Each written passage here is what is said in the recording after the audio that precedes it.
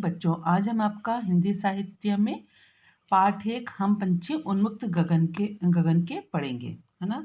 इसके जो लेखक है श्री मंगल सिंह सुमन जी हैं, जो कि एक प्रसिद्ध हिंदी कवि थे, है ना। उनका जन्म कहाँ हुआ था? 15 अगस्त को 1915 में उन्नाव में हुआ था और उनकी मृत्यु हुई थी 27 नवंबर 2002 को उज्जैन में। ठीक है। इनकी जो साहित्यिक है रचनाएं हैं, मिट्टी की बारात, जीवन के गान आदि है ना। इनके जो साहित्यिक जो इन्हें इनाम मिले हैं, साहित्यिक अकादमी पुरस्कार, पद्मश्री, पद्म भूषण आदि से इनको नवाजा गया था। अब मैं कविता का आपको भावार्थ समझाती हूँ, है ना। फिर मैं आपको बताऊंगी कि इसके जो संदर्भ है, प्रसंग है, किस तरह से लिखा जाता है। लेकिन पहले मैं आपको इस कविता की व्याख्या करके बताती हूँ, है ना। हम पक्षी उन्मुक्त गगन के, इस जो कविता में है, कविता में उन्होंने क्या बताने की कोशिश की है कि जो पक्षी है ना, उनकी वेदनाओं को समझाने की कोशिश की गई है। तो उन्होंने बताया है इन पंक्तियों के माध्यम से कि पक्षियों ने अपनी वेदनाओं को व्यक्त किया है। उन्होंने कहा कि हम पंछी उन्मुक्त गगन के पिंजर बद ना गा पाएंगे, कनक तिलियों से टकराकर पुलकित पंख टूट जाएंगे। तो उन्होंने पंछियों ने क्या कहा कि हम जो पंछी हैं, उन्मुक्त माने स्वतंत्र आकाश के, है ना, उड़ने वाले पक्षी हैं, आज़ाद उड़ने वाले पक्षी हैं। हम पिंजर बद ना गा पाएंगे, हमें आप पिंजरे में बंद करोगे तो हम पिंजरे में बिल्कुल नहीं गा पाएंगे। मतलब पिंजरे में बंद होकर अपनी जो चहचहाहट है, अपनी जो मधुर स्वर में वो चहचहाती है, वो सब नहीं कर पाएंगे। तो उन्होंने कहा कि कनक तिलियों से टकराकर, कनक मीन्स गेहूं भी होता है, कनक माने आपका सोना भी होता है। तो उसने कहा कि जो सोने की जो तिलियां हैं, जो सलाखाएं हैं पिंजरे की, उनसे यदि हम बार बार से टकरा कर उनसे बाहर निकलने की कोशिश करेंगे वो, और उनसे टकराने से क्या होगा, उनके जो पुलकित पंख है ना, जो खुशी के द्वारा वो उड़ने की कोशिश करते हैं, वो पंख उनके टूट जाएंगे, है ना। फिर उन्होंने कहा हम बहता जल पीने वाले मर जाएंगे भूखे प्यासे, कहीं भली है कटुक निबोरी कनक कटोरी मैदे से। उन्होंने कहा कि हम कैसे हैं, नदियों और झरनों का बहता हुआ जल पीने वाले हम पक्षी हैं। हम पिंजरे में कैद होकर, है ना, कैसे मर जाएंगे, भूखे प्यासे मर जाएंगे। हमारे लिए पिंजरे से सोने की कटोरी में रखे हुए मैदे से क्या बेहतर है खाना, है ना। जो नीम की जो क्या होती है, कड़वी जो फल होते हैं, उनको खाना उनको ज़्यादा पसंद होगा, बल्कि किसके बजाय यदि आपने सोने की कटोरी में उन्हें स्वादिष्ट व्यंजन रखे, उससे अपेक्षा उन्हें स्वतंत्र रहकर क्या खाना पसंद होगा, है ना, नीम की फलियाँ खाना पसंद है ना। तो इन पंक्तियों में वो अपनी वेदना को व्यक्त कर रहे हैं। फिर अगली जो उनकी पंक्तियाँ हैं, स्वर्ण श्रृंखला के बंधन में अपनी गति उड़ान सब भूले, बस सपनों में देख रहे हैं तरु की फुनगी पर के झूले। यहाँ पर उन्होंने बताने की कोशिश की है, क्या कह रहे हैं वो, स्वर्ण श्रृंखला मैंने सोने की जो जंजीर में उसमें आपने बांध कर हमें रखा है ना, जिसकी वजह से हम लोग क्या भूल गए हैं, अपने उड़ने की जो हमारी गति है उसको हम क्या है, भूल गए हैं, है ना। जो हम उड़ना हमारा क्या था, धर्म था, उस चीज़ को हम भूल गए हैं, बस सपनों में देख रहे हैं, है ना। उसने क्या कहा, केवल बस हम सपनों में ही बैठकर सोच सकते हैं कि क्या, है ना, सारा जो सपना रह गया, उनके लिए उड़ना एक सपना रह गया है। और उसी में आप सोच रहे हैं कि जो तरु की जो कोमल, जब पेड़ की जो कोमल आगे की जो कलियां होती है ना, उसमें हम जो झूलने के सपने देख रहे हैं। ऐसे थे अरमान की उड़ते नीले नभ की सीमा पाने, लाल किरण सी चोंच खोल चुगते तारक अनार के दाने। फिर उन्होंने कहा कि हमारी इच्छा थी, हमारी अभिलाषा थी कि हम नीले आसमान के अंत तक उड़े, है ना, और सूर्य की लाल किरणों के समान अपनी चोंच खोलकर हम तारे रूपी जो अनार के दाने हैं उनको हम चुगते रहें, है ना। तो उन्होंने इसके माध्यम से ये बताने की कोशिश की उनके अरमान क्या क्या थे, वो सब आपने बंधन में बांधकर हम लोगों को हमारे जितने भी अरमान थे उनका गला घोट दिया है। होती सीमाहीन क्षितिज से इन पंखों की होड़ा होड़ी, या तो क्षितिज मिलन बन जाता या तंती सांसों की डोरी। फिर उन्होंने कहा कि सीमाहीन, उन्होंने कहा पक्षी कहते हैं कि वो मुक्त रहते हुए, क्या कहते हैं कि वो अपने सीमाहीन मतलब सीमा से जहाँ पर क्या होता है आपका आकाश और धरती का मिलन दिखाई देता है, वहाँ तक हम उसको पाने की हम लोग क्या करते हैं, कोशिश करते हैं, क्षितिज को वहाँ पर पहुँचने का मुकाबला करते हैं, अर्थात वहाँ उड़कर पहुँचते जहाँ पर क्षितिज समाप्त होता है ना। या फिर उस धरती और आकाश का या काल्पनिक मिलन स्थल प्रत्यक्ष हमारे सामने आ जाता, या हम उस स्थान को पाने के लिए अपनी जान दे देते, मतलब इतना वो करते हैं तो हमारे सामने वो मिलन दिख जाता, या फिर हम इतना उड़ते कि हमारी जो सांसों की जो डोरी है अपनी हम छोड़ देते, है ना। नील न दो चाहे टहनी का आश्रय छिन भिन कर डालो, लेकिन पंख दिए हैं तो आकुल उड़ान में विघ्न न डालो।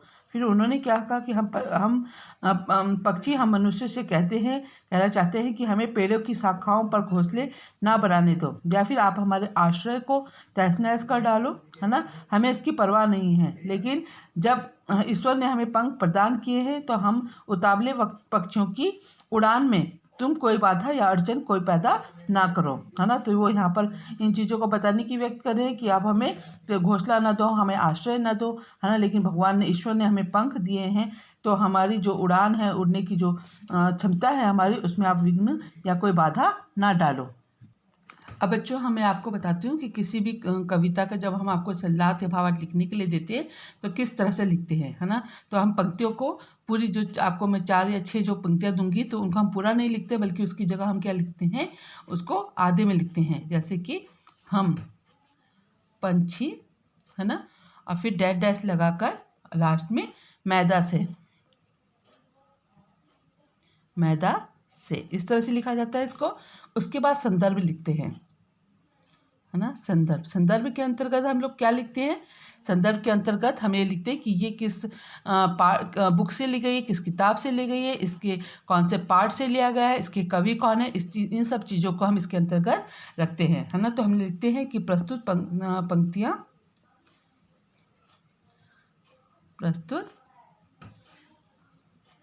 पंक्तियाँ हमारी पाठ्य पुस्तक,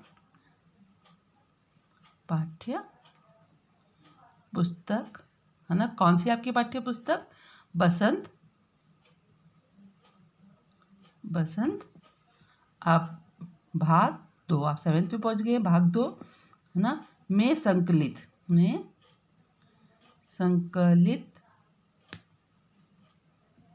कविता। कौन सी कविता है आपकी, पता है ना आपको, हम पंछी उन्मुक्त गगन के,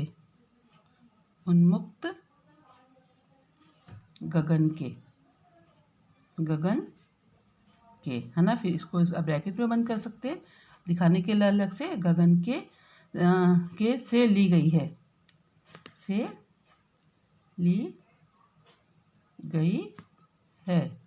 ठीक है, पूर्ण विराम। अब आपको ये बताना है कि इसके कवि कौन है, तो इसके रचयिता कौन है। अब लिखोगे, इसके रचयिता कौन थे, पता है ना आप सबको, शिव मंगल सिंह सुमन जी हैं, है ना, जी हैं। ये आपका प्रसंग कंप्लीट हो गया, संदर्भ कंप्लीट हो गया। अब हम लिखेंगे इसमें प्रसंग, है ना। प्रसंग में क्या लिखते हैं हम लोग, प्रसंग में और जो उन पंक्तियों में जो पक्षी कहना चाह रहा है मेन बात, उसको लिखा करते हैं, है ना। तो क्या कर रहे हैं यहाँ पर, पक्षी मनुष्य से अपनी अभिलाषा व्यक्त कर रहे हैं, है ना। यहाँ पर पक्षी मनुष्य से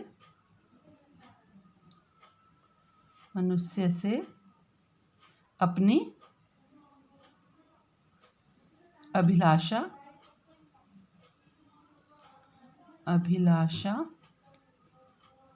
व्यक्त कर रहे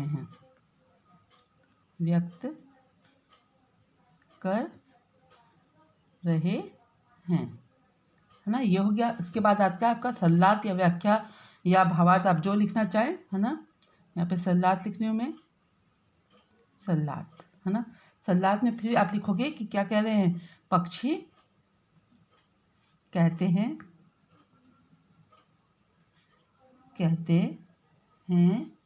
कि खुले आसमान में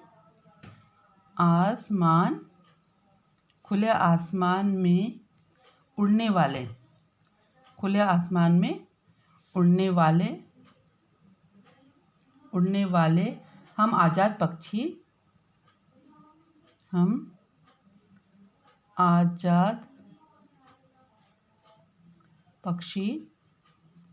है ना। हम आज़ाद पक्षी, क्या बोला था उन्होंने, पिंजरे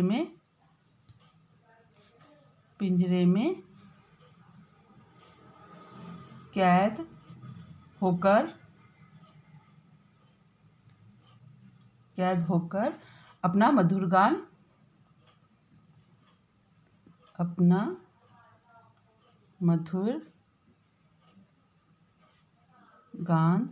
है ना गा पाएंगे, गा सकेंगे या ना गा सकेंगे ज़्यादा अच्छा लगेगा, ना गा सकेंगे। ठीक है। फिर उन्होंने कहा भले ही वह पिंजरा, फिर अपनी बात को पूरा कंप्लीट कर रहे हैं वो। भले ही वह है ना पिंजरा, भले ही वह पिंजरा सोने का बना हो, है ना, सोने का बना, भले ही वह सोने का बना हो, है ना। तो उसने क्या कहा कि हमारे जो रोमांचित पंख हैं, है ना, हमारे रोमांचित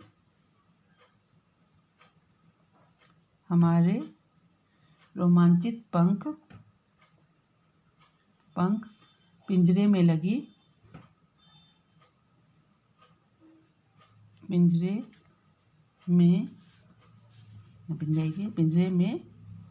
लगी इन सोने की छड़ों से टकराकर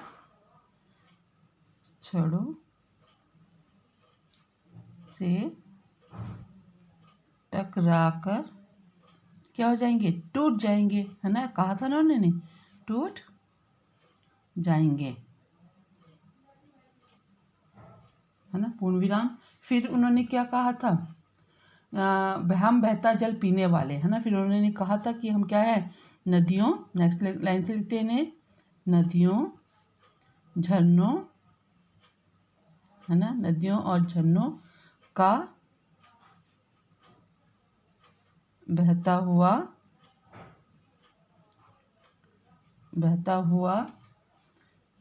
जल पीने वाले, जल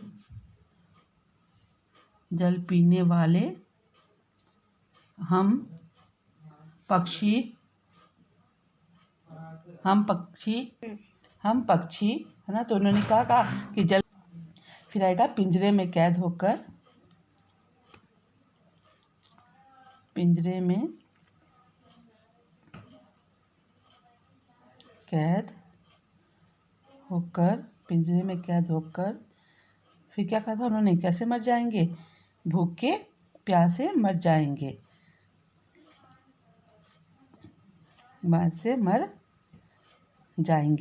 कहा था ना उन्होंने, जाएंगे। फिर क्या कहा था उन्होंने, हमारे लिए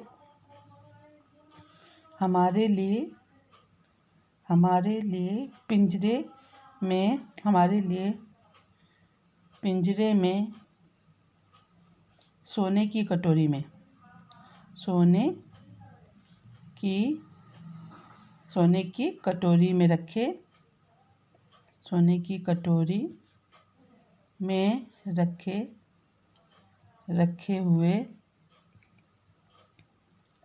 रखे हुए मैदे से बेहतर, है ना। मैदा मीन्स जो तरह तरह के आपके होते हैं, डिशेज होते हैं, उनको बोला उन्होंने कि आप मैदे कटोरी में रखे मैदे से बेहतर, हाँ, से बेहतर, है ना। उन्होंने क्या खाना पसंद है उनको, कड़वी, है ना, निबोरी मीन्स नीम का जो फल होता है ना, निबोरी आप ब्रैकेट में लिख सकते हैं, नीम का फल, है ना, नीम का फल।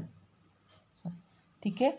तो है, उन्होंने कहा कि आपको मैदे की अच्छी चीज़ें नहीं लगेंगी, बल्कि हमें, आप मुझे आज़ाद छोड़ देंगे हम लोगों को, तो हमें क्या है, नीम का फल भी हमें स्वाद लगेगा, है ना। भाव यह है कि क्या बताना चाह रहे हैं वो, भाव यह है कि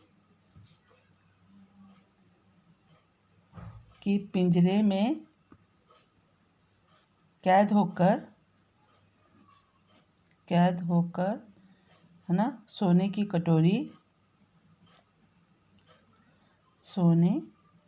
की कटोरी, सोने की कटोरी में खाने पीने से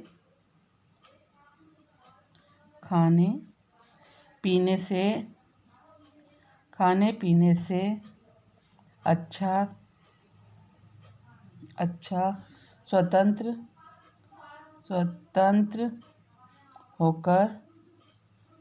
होकर आसमान में उड़ना है ना, ये इसका अर्थ था, है ना। अब आपका दूसरा उसमें जो भावार्थ था, दूसरा क्या था आपका, स्वर्ण श्रृंखला से था ना, स्वर्ण श्रृंखला, है ना। ये आपकी कविता की लाइन थी, स्वर्ण श्रृंखला के बंधन में डैश डैश डैश अनार के दाने, है ना। मैं पूरा नहीं लिख रही हूँ, ऐसे लिखते हैं बुक में, नोटबुक में जब लिखते हैं अनार के दाने, ठीक है। आपका संदर्भ वही रहेगा पूरी जो आप लिखोगे भावार्थ में, लेकिन प्रसंग चेंज होता रहेगा, है ना। प्रसंग में आपके जो पक्षी कहना चाह रहे हैं उन पंक्तियों में उनको लिखना होता है ना। इन पंक्तियों में पक्षी क्या बोला था, इन पंक्तियों में पक्षी, है ना, इन पंक्तियों में पक्षी क्या कहना चाह रहे हैं, अपने बंधन युक्त मुक्त, है ना, बंधन युक्त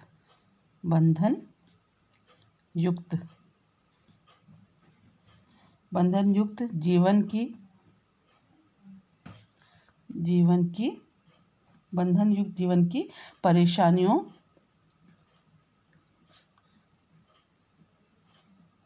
है ना, बंधन युक्त परेशानियों और अपनी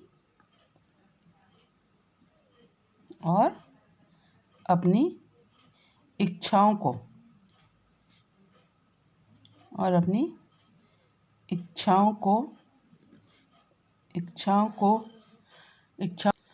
को व्यक्त कर रहे हैं, है ना, व्यक्त कर रहे हैं,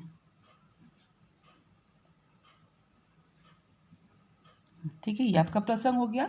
अब हम सल्लात लिखेंगे, है ना। आप भावार्थ, सल्लात, व्याख्या आप कुछ भी लिख सकते हैं, यहाँ पे सल्लात लिखा है ना। पक्षी कहते हैं कि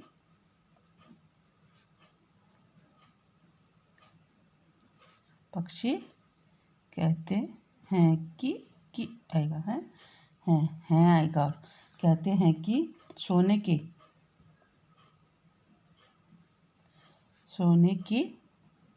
इन जंजीरों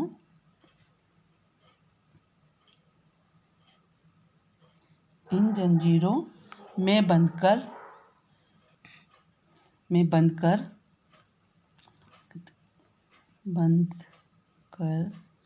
इन जंजीरों में बंधकर क्या करेंगे, हम अपनी स्वाभाविक, है ना,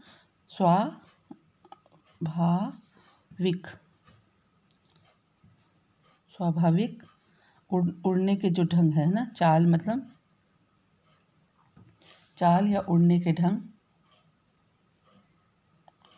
उड़ने के ढंग सब भूल गए हैं, है ना, भूल गए हैं, ठीक है। फिर उन्होंने क्या कहा था कि पेड़ों की फुनगी हलाना, पेड़ों की फुनगी मीन्स क्या होता है, फुनगी अर्थात मैं आपको उसका मीनिंग बता देती हूँ, अर्थात सबसे ऊपरी भाग जो होता है ना, सबसे ऊपरी भाग पर बैठकर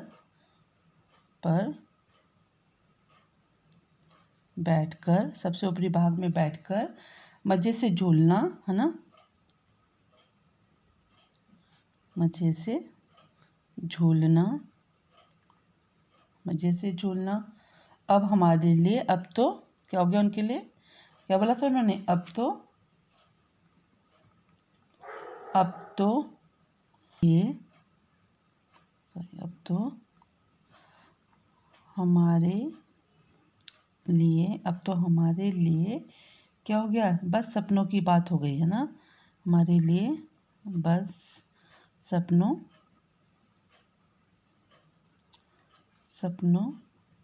की बात बनकर रह गई है। ठीक है, फिर नेक्स्ट जो पंक्तियाँ थी, इस बंधन पर पढ़ने से पहले फिर अपने अरमान बता रहे हैं। वो इस बंधन में पढ़ने से पहले है ना, हमारी भी इच्छा थी। क्या थी इच्छा? हमारी भी इच्छा थी कि हम नीले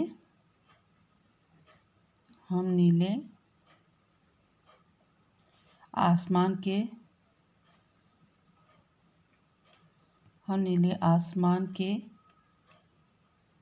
अंत तक उड़े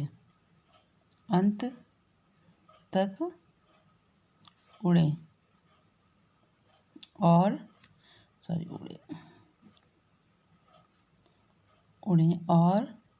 क्या कहा था उन्होंने? उड़े और सूर्य की जो लाल किरणें हैं, है ना, सूर्य की लाल किरणों के समान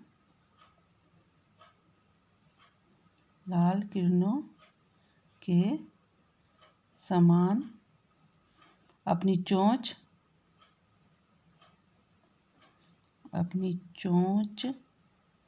खोलकर क्या खाएं, है ना, चोंच खोलकर तारे रूपी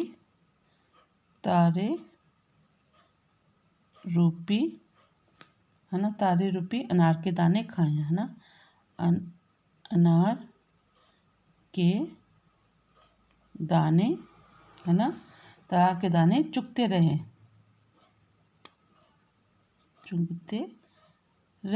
है ना। ये कहना चाह रहे थे ना उस टाइम पे। ये आपकी इस सेकंड पैराग्राफ की थी, है ना, व्याख्या थी। आपका जो थर्ड पैराग्राफ है लास्ट वाला, उसके भावार्थ आप स्वयं लिखेंगे, है ना। तो अब सेकंड पैराग्राफ का मैंने आपको कहा कि आप लास्ट वाले का आप स्वयं भावार्थ और प्रसंग भावार्थ सब कुछ आप लिखेंगे, है ना। अब आपके जो शब्दार्थ थे मैं आपको एक बार फिर यहाँ पे बता देती हूँ।